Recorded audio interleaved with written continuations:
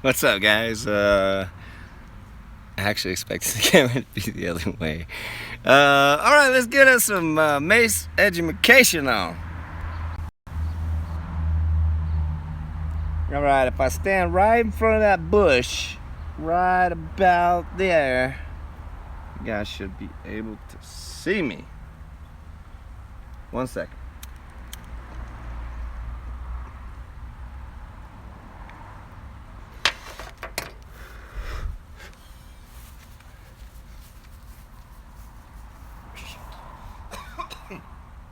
Damn, it's hot outside. Alright, y'all, what's up? Of course, it's Leo Yukitis, and I'm here to bring you some Mace education. Along with that education, I wanted to give you guys a flow. So first thing we got to learn is something we call the bone arrow. Now my teacher Isik, he calls it the extended bicep curl, because really what we're doing is kind of like a reverse bicep curl. So just bear with me on this, okay? Let's hold underhand, overhand. Alright, let's get our feet straight. Let's unlock our legs. Let's bring our hips forward just a tiny bit. Right on, and stand tall as possible.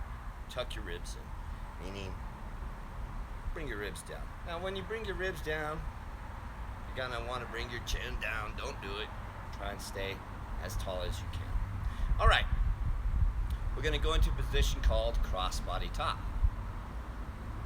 Voila! The mace is across my body. The weight is at the top. Cross-body top, cross-body bottom, cross-body top.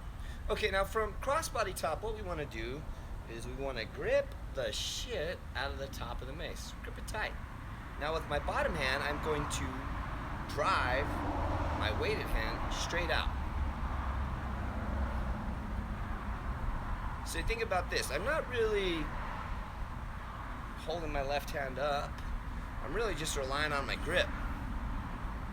That if I push, it should straighten out. Alright, guys, keep your hand on your mace. Push here, not here. Grip, grip.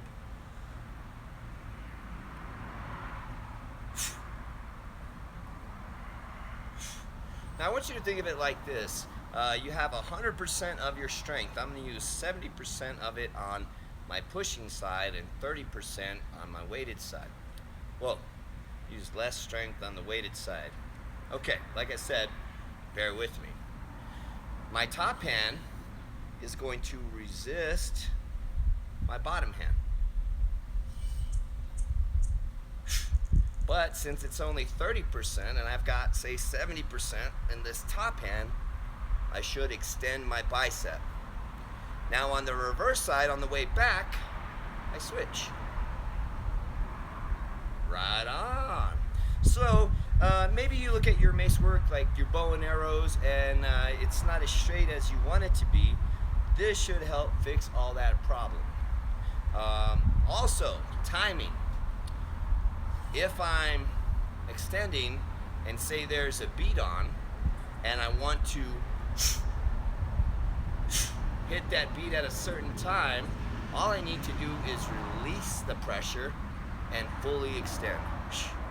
Alright, so that's our bone arrow. Hey, let's try it on the other side. I'm going to go ahead and do a ballistic curl. I'm going to go to cross-body top, grip, grip. Now I call it crushing. When I take my top hand and my bottom hand and I use them to resist each other, like I'm trying to crush my mace. Grip, grip, crush, 30% up top, 70% on bottom, and extend. Guys, I like my elbow up here. I don't like it down there. You know, normally if the elbow's down here, it's going to affect my wrist, because this is just not a natural pushing position. Usually if I push with something, I try and get my elbow involved. I like to get a little bit of structure. So, not here, but here.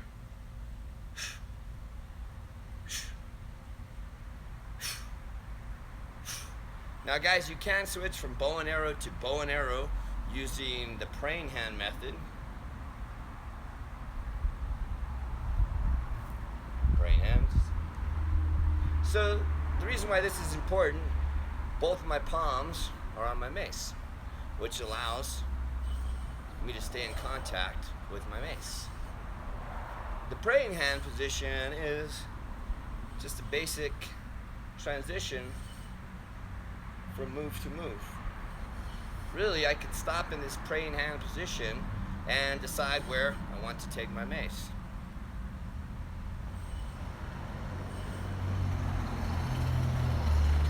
Groovy.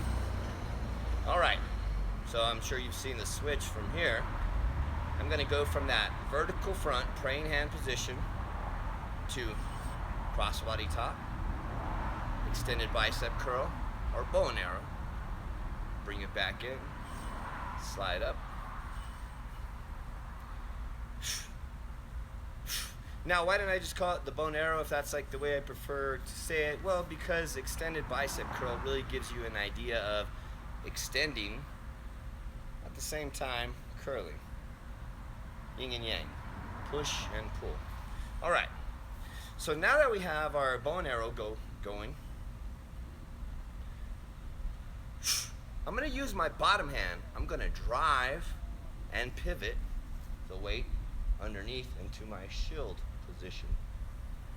Now I'm going to keep this arm locked out or straight all the way through that bow and arrow on the way back.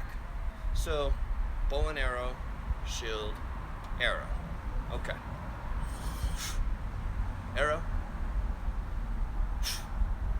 This is what's going to want to happen. As you start to shield, this arm's going to want to bend.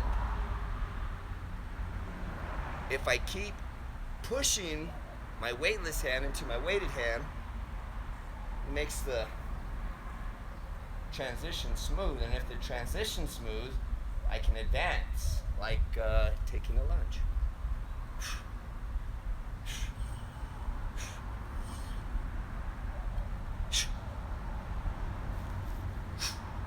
Standing, rotated on my tippy toe. Or I can advance by taking a back step. I bent my arm on that one.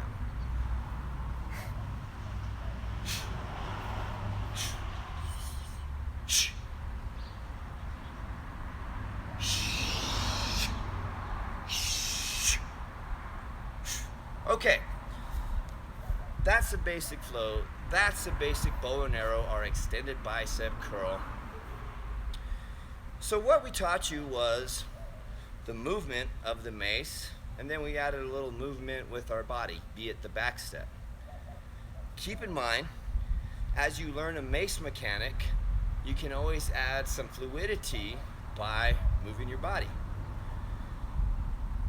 Keep in mind, the object is to create straight lines, of course with your mace, but as you get into taking steps forward, back, to the side, try and create straight lines with your body as well.